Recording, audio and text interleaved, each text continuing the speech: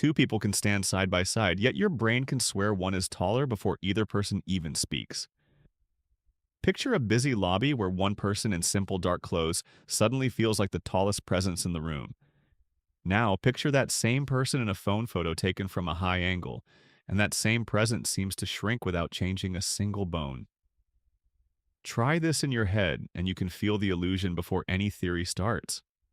This matters when first impressions decide authority in interviews, influence attraction on dates, and shape who gets heard in group conversations.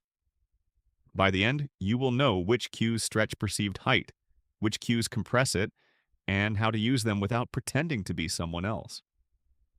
To make sense of everything, keep one image in mind because your visual system carries a rubber ruler that stretches and shrinks with context.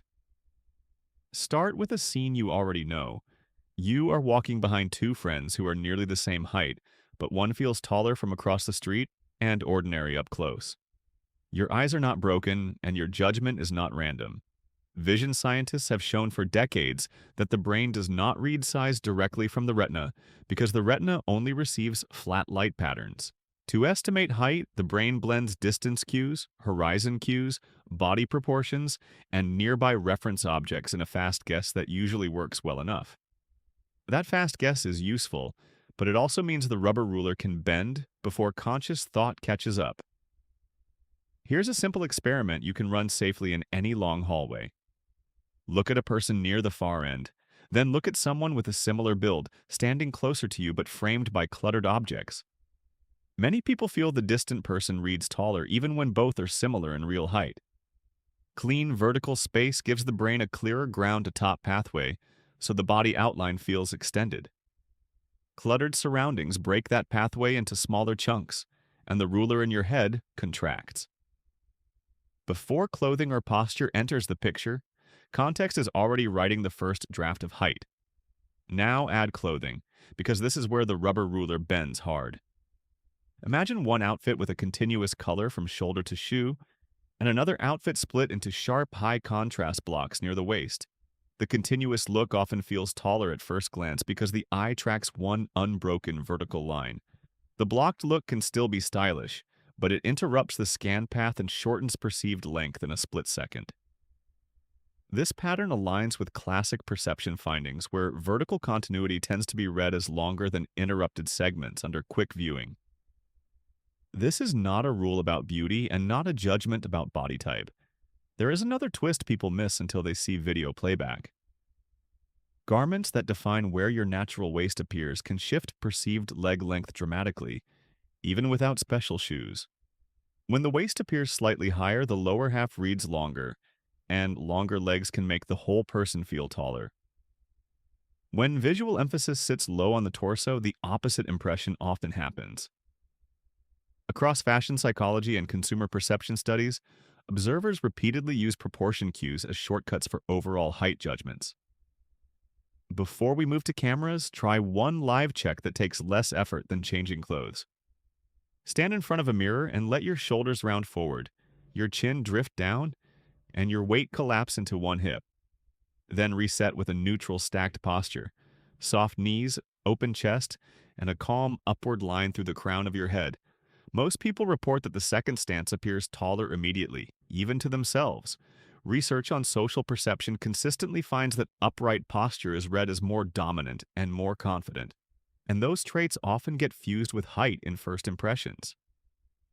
Posture changes the signal that arrives first, so the rubber ruler gets calibrated before your words do.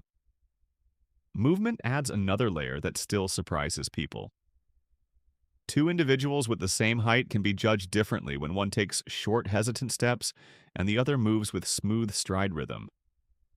Observers read motion as information about energy and spatial command, then fold that into global presence. Presence is not equal to height, but in social perception, the two get entangled very quickly. That is why someone can look ordinary in a still image and unexpectedly tall when walking into a room. Now we reach the camera, where visual tricks become almost unfairly powerful. A phone lens held lower and farther away can make legs appear longer and torso proportions leaner, while a higher angle usually shortens lower body cues and enlarges the head region. Photographers use this constantly because perspective geometry changes relative proportions, even when absolute height stays fixed. Wide lenses exaggerate near parts and shrink far parts, which can either boost or crush height impressions depending on framing. If you have ever thought a person looked towering in one post and ordinary in another from the same week, perspective is usually the culprit. Try this with a friend using respectful consent and identical shoes. Then compare one chest level shot and one slightly lower shot from farther back. Context with other people is the next hidden lever. Put someone near shorter companions, lower furniture, or deeper floor lines, and they can read taller within seconds. Put that same person beside high shelves, tall door frames, or larger companions, and the perceived height can drop. This is the same family of comparison effects found across perception research, where nearby references anchor judgments more strongly than we expect. Your brain loves relative scale because relative scale is fast, but fast scale can be wrong when references are misleading. A short story shows how these cues play out without deception. A medical student named Lena kept hearing that she looked younger and smaller than her peers during presentations, even though her measured height was typical for her group. She changed almost nothing about who she was, but she made 3 visual adjustments before her next seminar. She chose an outfit with stronger vertical continuity, stood with a relaxed, stacked posture instead of a collapsed hip, and asked a classmate to record her from a slightly lower eye line instead of desk level. Feedback shifted within days, and classmates described her as more commanding and taller, even when they could not explain why. Lena did not become different because she stopped feeding the rubber ruler misleading cues. The biggest misconception is that perceived height is mostly about shoes or genetics. Genetics set real height, but social perception depends on the full visual equation that includes proportion, posture, motion, framing, and context. Another misconception says using these cues is dishonest, but that logic would also call good lighting dishonest and clear audio dishonest. Every social scene already contains visual filters, whether you manage them or ignore them. The practical goal is not to trick people into a fantasy. The practical goal is to reduce avoidable distortion so your real presence is seen more accurately. There is one uncertainty point worth stating clearly. No single cue works for every observer, culture, or setting, and personal preference always adds noise to perception. Some people notice footwear first, some notice face first, and some barely process height when conversation chemistry is strong. Still, across many experiments and real-world observations, the same direction keeps appearing. Continuous vertical cues, upright posture, and smart perspective tend to increase perceived height on average, while broken lines, collapsed posture, and compressing angles tend to reduce it. Come back to that lobby from the beginning where someone seemed tall before saying a word.